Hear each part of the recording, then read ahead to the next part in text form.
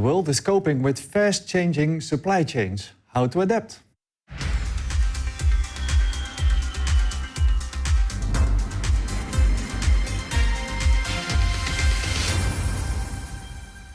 Hello, good morning and welcome to this webinar that we organize in cooperation with Zencargo. Shipping rates are through the roof, while schedule reliability goes through the floor. Plus, we are coping with a fundamentally altered consumer landscape. With so much market disruption, from COVID-19 lockdowns to the Ukraine crisis, the ability for an organization to change and respond to its environment is more important than ever. But that often means fostering the ability to change internally. How to adapt? We are going to talk about that during this webinar with three guests. Here in the studio are Dave van Diggelen, Business Development Manager for Zencargo in the Benelux. And also here is Wissam Mahdi, VP of Global Air Freight at Zencargo. Joining us through video is Rogier Spoel, Senior Policy Manager Air Freight and Ocean Freight at Evo Venedex. If you have any questions for them or want to make comments to the other attendees, please feel free to use the public chat of this webinar on the right side of your screen. Rogier, good morning. How are you? Good morning, everybody. I'm fine, thank you. How are things in Shanghai with the latest corona lockdowns? Any light on the horizon? Well, it's a mixed signal because China is putting some easing of the restriction, particularly in Shanghai, but it's still very much compartmentalized. So freight is still not moving in Shanghai because districts are, well, opened up itself, but movement between districts is very limited. So I think for the Chinese people themselves, it's good that there is some alleviation of the severe lockdown that they're having. But it's not having a very strong impact on having more freight movements, at least. So that's still a bit concerning, and we're getting into a period where we really need to get those ports back up running in normal. Otherwise, the supply chain management issues will further increase. Yeah, because a few weeks ago we saw those pictures of several hundred ships waiting to enter the port of Shanghai. Are those still there, or is it resolved at the moment? No, they're still there, and ports are running, but they're running at a lower pace. So there's still some work that can be done in the ports, but it is particularly the factories and inland transportation, which is very much hampered in Shanghai. But the effects are, of course, much bigger than Shanghai itself, because it's a hub for intra-Asia trade. So also a lot of big vessels from Europe go to Shanghai, and then containers are transferred on another ship towards Japan, Vietnam, Korea. So those markets are affected as well. What is interesting is that we're not seeing a major increase in rates, which you've seen before in the previous lockdowns. So that does tell us that shippers are probably better prepared to handle with this crisis. It's probably true because warehouses in Europe are full. But also probably that consumer demand is falling back somewhat. So the pressure on the supply chain is not as strong as it was in 2020 and 2021 when we had the similar lockdowns. So you think that the current congestion is at its peak and we will not see an increase in the coming months? It's always difficult to say, right? Since the outbreak of COVID, we've been surprised with a lot of different crises. We've had lockdowns. We had a Suez Canal blockage. We have a war in Ukraine, which affects supply chain management. So I'm not taking any chances on predicting where we're going. I do hope, if you primarily look at the COVID lockdown in Shanghai, that the worst is behind us with Shanghai opening up now. But still, there's a lot of work to be done to increase, of course, the reliability of the schedules, to get freight moving. And, that'll take months before we really find a way in having a more reliable and predictable supply chain. Yeah, so you mentioned the Ukraine crisis or the war in Ukraine. Are we still seeing influence from that in the worldwide supply chains? Well, primarily, of course, a lot of problems on raw materials. We've seen a lot of prices in raw materials skyrocketing. That's causing a lot of issues for many shippers that are dependent on it. And it could be ranging from chemical companies, high-tech companies, bakeries. They all need either they need wheat or they need energy products. And of course, we all see those skyrocketing, and of course, inflation coming in there as well. Logistically, there's a almost like a disconnect with the Russian market. It's almost impossible to even if you have goods, of course, which are not sanctioned and still allowed to be exported to Russia, it will almost be impossible to find a ship or truck that will move your goods towards Russia because they've all exited the Russian market. Air freight, of course, is especially hurt by the sanctions. Of course, you're not able to fly towards Russia, but also if you have a air freight movement from Europe towards Japan, you need to have a long detour through Southeast Asia to avoid Russian airspace. And of course, that makes air freight even more expensive because you need to fly longer hours, which means that you have to use more kerosene. Kerosene is already expensive, and perhaps you even need to do a stopover with a crew change, which, well, even further adds to the cost. So air freight towards Japan and Korea is very difficult. And we've seen a lot of the interesting movements from carriers flying over Alaska towards Europe. I saw a carrier flying over the North Pole almost towards Asia. But yeah, that's the challenge that they're facing right now. Yeah, so where in the beginning of the corona crisis, air freight was a viable option when sea freight was very limited. That also has now problems, and prices will go up and capacity will be limited for a while now. Yeah, and also a major air freight carrier is sanctioned, which is from Russia, which is Airbridge Cargo, which is a big player in the full freighter market. Yeah, they closed Luik Airport, I read. They closed? They closed their station at Luik Airport. Yeah, and they're a big player capacity-wise in northwestern Europe, doing a lot of flights, especially towards Asia and the US from Europe. So that definitely has an impact on this market. Perhaps luckily we see more belly freight coming into the market, but the problem with that is that of course not all air cargo is suited for belly freight, especially high-tech machinery, pharma equipment, etc. Yeah, that has an impact, but yeah, you know, they're struggling, but hopefully there will be a solution shortly. Yeah, and yeah, you mentioned belly freight. Yesterday, CMA CGM announced that they are going to take a 9% interest in Air France KLM. Is it a surprising move, or is it following up on earlier announcement from Maersk and other shipping companies that they also are looking into air freight? Well, it was expected that CMA CGM was making this move. They already invested in some new airplanes, especially full freighter airplanes from Airbus. But we didn't see the alliance with Air France KLM yet. But on the other hand, it's quite normal and I think predictable step to take. CMA CGM is of course a French shipping company. Well, Air France KLM, of course, has a very large French part in that company. From a Dutch perspective, it might put the Dutch position a little bit under pressure. We've already seen that the balance of freight movements within the Air France KLM network is moving more towards Paris than Schiphol and KLM. That is concerning for Dutch shippers because well, it limits the options that you have on Schiphol. But in general, it is a move which is very interesting and that will characterize shipping in the coming years. What are those ocean carriers doing with their integration strategy? So yes, we've seen CMA CGM take that step. Maersk is taking that step. MSC is looking at a stake in ITA Air, which is the follow-up of Alitalia. And of course, they're taking over freight forwarders as well and integrating them. And there's, of course, not a challenge because with the takeover of freight forwarders, some carriers also take on the position on blocking, especially more of the national forwarders from using their systems.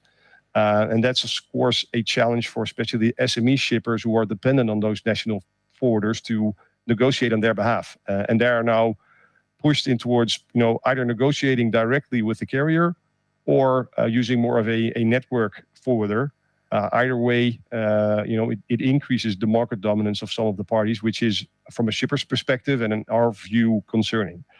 Yeah. So basically, in the long term, if all the shipping agencies gain a big foothold in also air freight, do you think that the free markets will still go on, or are your members worried that maybe there's only one place they can go to and there will be not enough competition among the transport industry?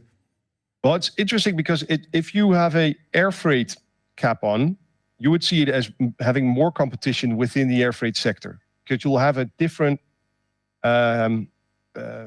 type of organization being active on air freight. And right now, air freight is dominated by some of the legacy carriers or the integrators. And those are three integrators: FedEx, DHL, and I'm forgetting one, UPS. So air freight shippers would look at it and say, well, it's a different model, it's more competitive, might be interesting for air freight. From a ocean perspective, they're seeing it as proof of further consolidating and market dominance. So first, we've had a lot of mergers and less competition within ocean shipping. Now we're seeing this further vertical integration with movement in the hinterland. They already have stakes in the deep sea terminals. We're seeing carriers wanting to have stake in inland terminals, transportation companies, door-to-door deliveries, of course, then the air freight. So there is really a transportation consortium like an integrator, not focusing on packages, but more focusing on, let's say, containers and pallet transportation. Yeah, but also, for example, CMA CGM announced or bought Ingram Micro a few months ago. So they are also looking at fulfillment centers. But we have a question from one of our attendees, so Carla Meyer, as he says, we use air freight only if there's an urgent need. But most airports also have huge congestions, which causes delays. Will this continue in the upcoming weeks or months? And yeah, for example, Schiphol is a bad example on this, I believe. Yeah, it's problematic, and it has a couple of causes. There is a lot of pressure on air freight because of course, the disruptions in ocean freight. So people are using that as a fallback option to have air freight there, especially for the high need cargo to be delivered. And one of the major issues in Schiphol is, of course, also the problem on the labor side. They have a shortage of labor. So not enough hands to move the cargo quickly through ground handling, and also a storage problem. There's not a lot of storage left in the Schiphol vicinity.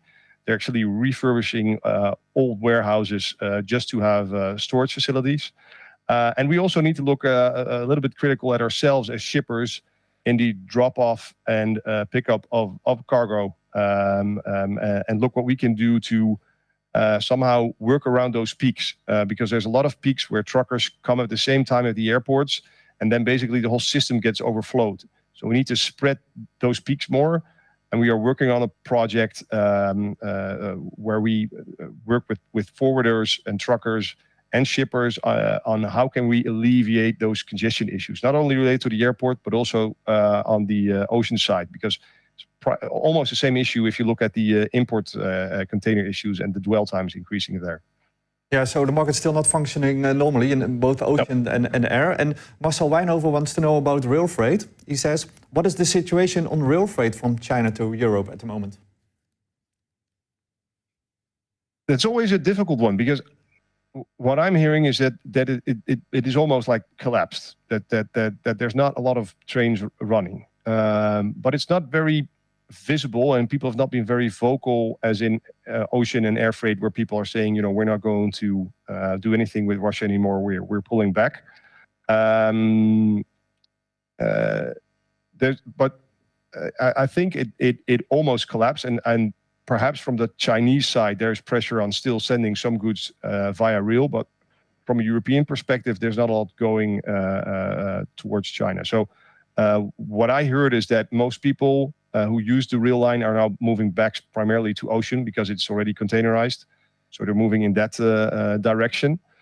There is still an option to use a southern corridor moving through Turkey, Caspian Sea, Kazakhstan, but it takes a lot longer, and it's not a very effective form of transportation. So I think it's at a very low pace, and I don't have a lot of expectations of it in the coming period as long as we have sanctions and a war in Ukraine.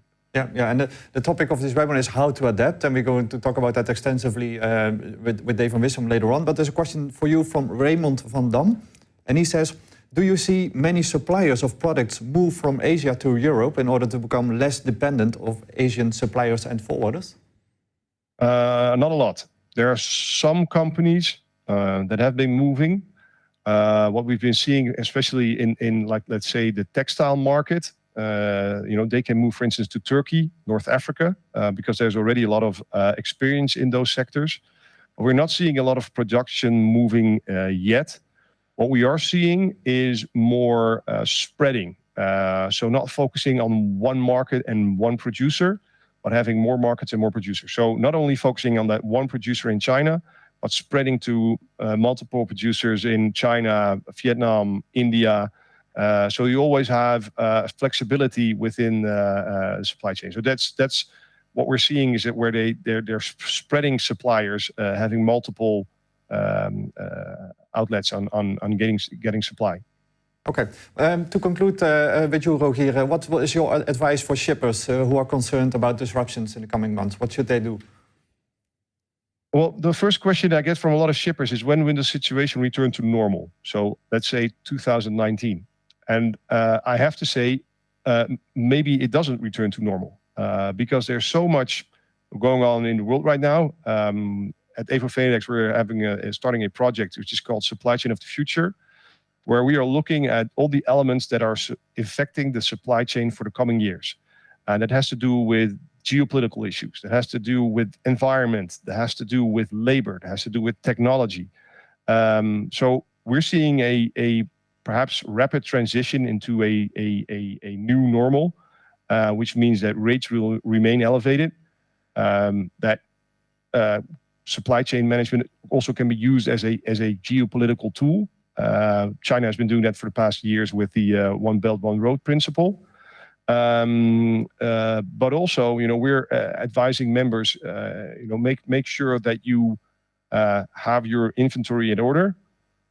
Towards customers, do a lot of expectation management. Tell them what is going on and when they might expect their goods.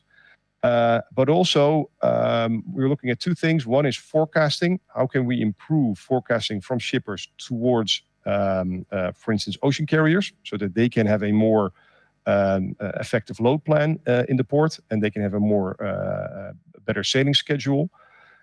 Also looking at opening times of hinterland for the warehouses to create more flexibility in the supply chain. But also, and that's probably one of the good things of all these crises, is that supply chain management is now on board level being discussed. It was always some sort of a fact that the supply chain functions, and everybody knows how long the sailing time was from China towards Rotterdam. Now boards are actively discussing, how do we cope with that? Do we need to spread? Do we need to move production? How are we going to deal with the sustainability issues which are going on? So you'll see a rapid transition towards a new normal in the coming 2 or 3 years. But my hunch is that we'll not go back to 2019 levels shortly. Okay. Just came up a question from a viewer, so this is your last question, here. Russian containers blocked in Rotterdam, also causing a lot of disruption in vessels sailing in time from Rotterdam. How will this continue? Is it still a problem, and how long will it take to resolve this? It's becoming less and less of a problem because there are no new containers being dropped in the port of Rotterdam for Russia. So what happened is that sanctions were stacked, and then every time Russian designated containers were being moved into Rotterdam, and that created a lot of issues. And it's quite technical, but customs had to check physically each and every Russian container. It was very difficult because we set a limit on everything above 350 euros is sanctioned.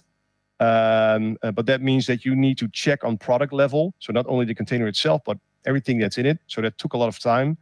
Customs put in extra people to check those containers.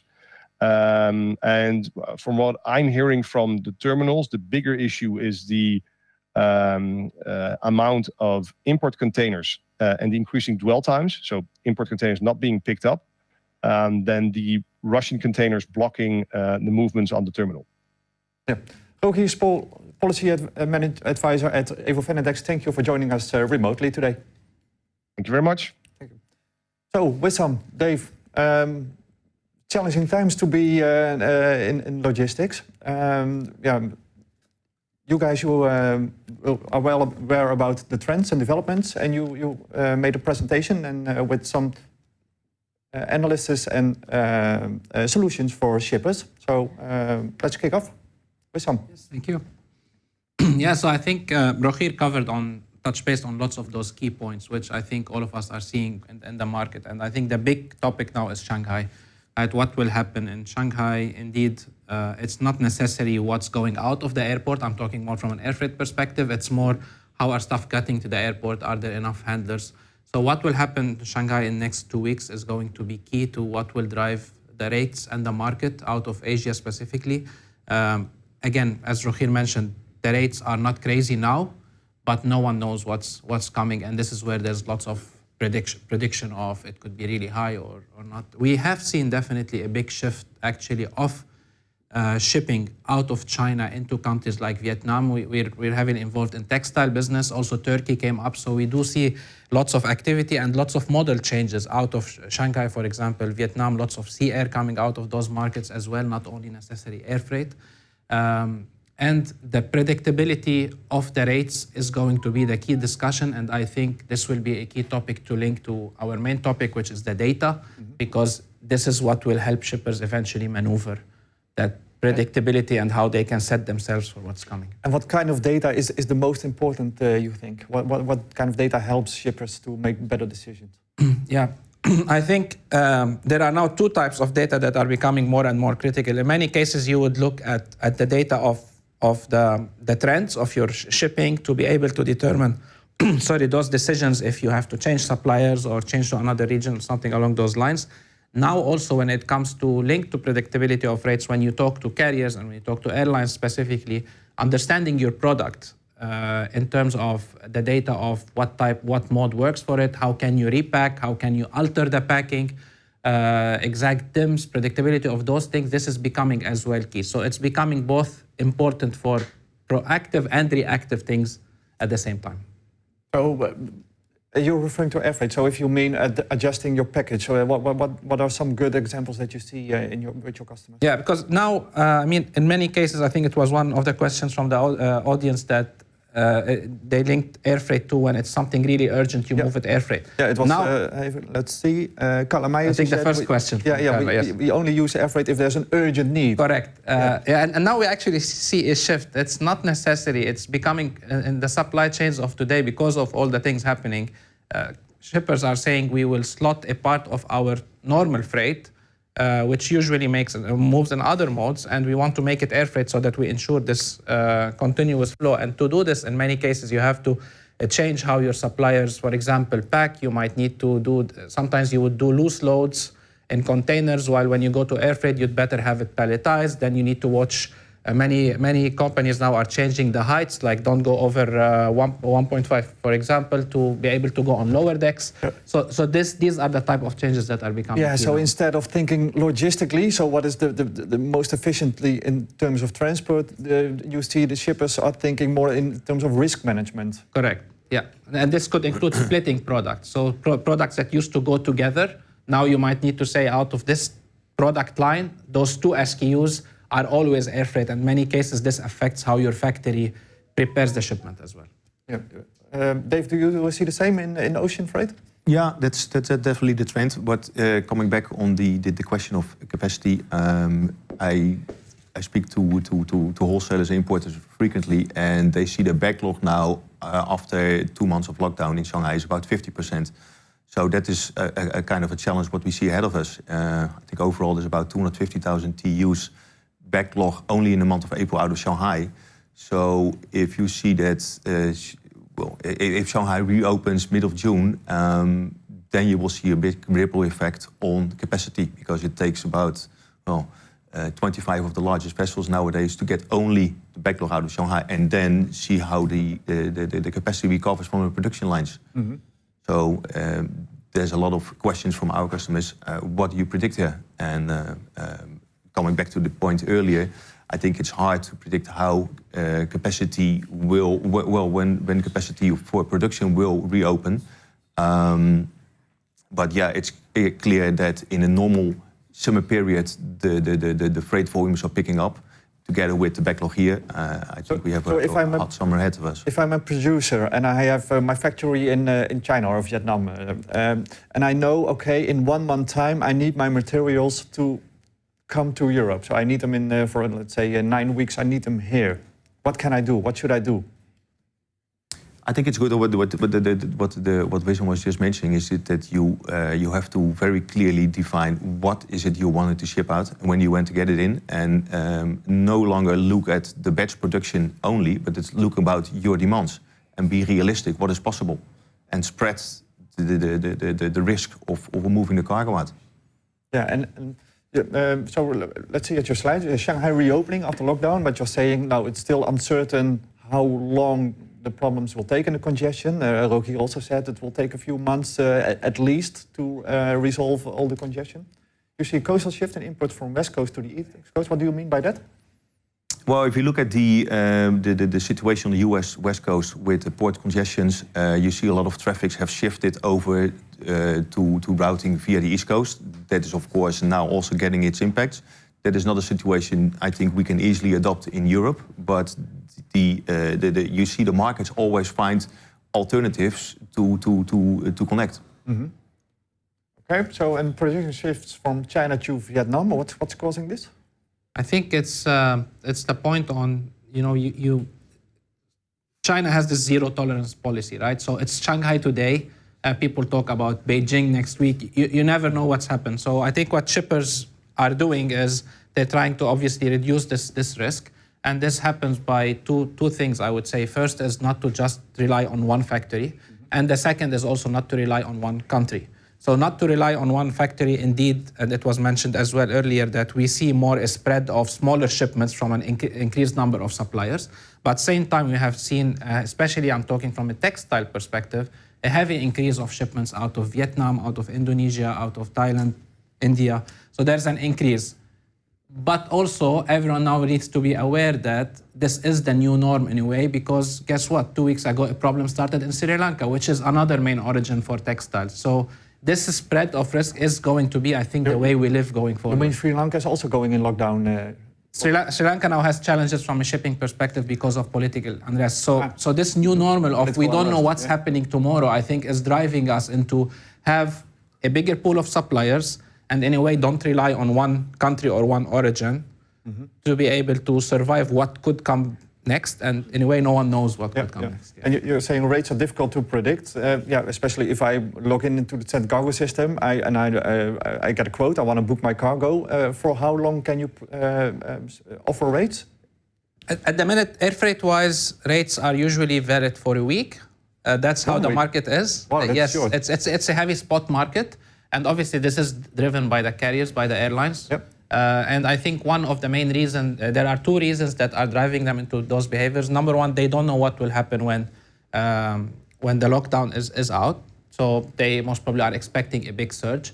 Number two, they're also not certain of their schedules because also they're not very clear on what will happen on the passenger side. Like Japan now is talking about a lockdown. If there's a lockdown in Japan, then there will be heavy impact on passenger schedule, and it's a heavy import market. So I think these are the two factors that are telling the carriers, let me now have a spot. And it's not a crazy high spot. I think it's a decent spot market, but no one wants to give you a rate for 2 months or 3 months. So what you'd usually see in the last part of the year, you started seeing now that no one wants to commit. Space is limited for ocean freight. It's been for since Corona lockdowns and issues with the handling and staffing. And that you mean because of the lockdowns and port congestion. Correct. There's a question also again from Carla Meyers. He says some shipping lines skipped sailings to Busan, South Korea. Will this be repaired in the upcoming months? Did you notice that there's a problem in South Korea, Busan? Not specifically in Korea, but what you see is overall there's capacity being taken out by the shipping lines to make sure that they maintain a certain rate level.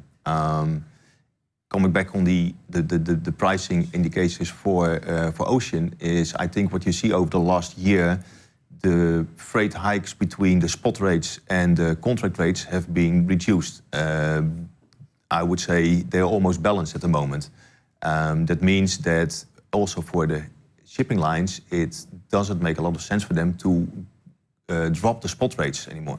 So for them, it's about trimming capacity and making sure supply and demand are balanced.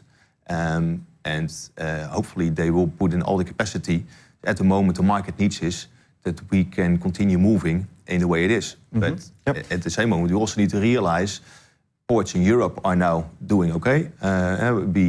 We have come from a tougher situation. So I see if you look at the start of the lockdown in Shanghai 8 weeks ago, that is on regularly, that's about the average lead time. So I expect that the next couple of weeks we will see some shortages here of materials. But once the capacity starts running and the backlog starts being shipped, then I'm curious to see how the situation is like in the next 8 weeks once the big flows are coming in again. Yeah, so if I'm a manufacturer or a shipper, I need to constantly be looking at everything that's happening in the world. It almost seems impossible to notice everything because you need some experts on worldwide politics nowadays. So what's your advice to shippers? How can I adapt my organization to respond quickly on things happening in Sri Lanka, for example, political unrest? How does this affect my business? So what can a shipper do to make sure that he quickly responds to this? I think it's important that that organizations need to be aware of the difficult situations there are, and the logistics teams need to be involved in an early stage of sales and operation processes. You see a lot of silos in organizations where purchasing is following a different goal than sales or logistics. If you can bring those all together and make sure they have the access to the same data and market updates, then I think you will be more able to deal with the situation and have a more agile supply chain.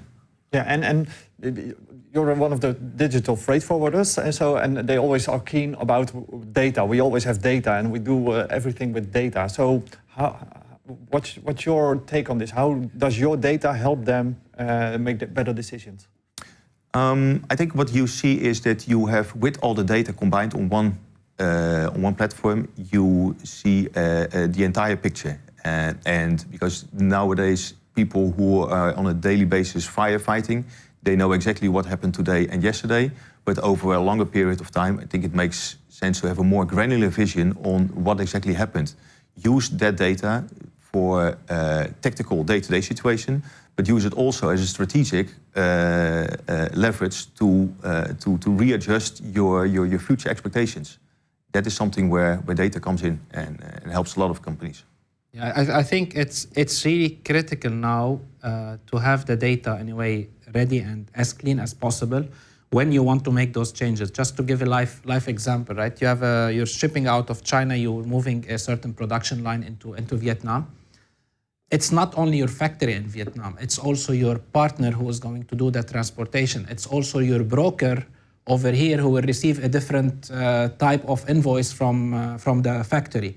And you need this data to be available not only for one party, for all the parties involved. Then your transition into this new supplier becomes much quicker, and the disruptions that might arise, because change is difficult for everyone, not only for a factory, not only for the end customer. It's a whole supply chain. And you need to have this sort of one version of the truth, and also something that people can directly take and build on. And this could be very tactical stuff, like how quickly a factory pushes stuff out, how many collections per day, do we take time to collect certain things? All those things make transition really easy into this new supplier. And how do I draw those insights on beforehand, before I make the decision? Because I want to know what impact my decision will have, of course.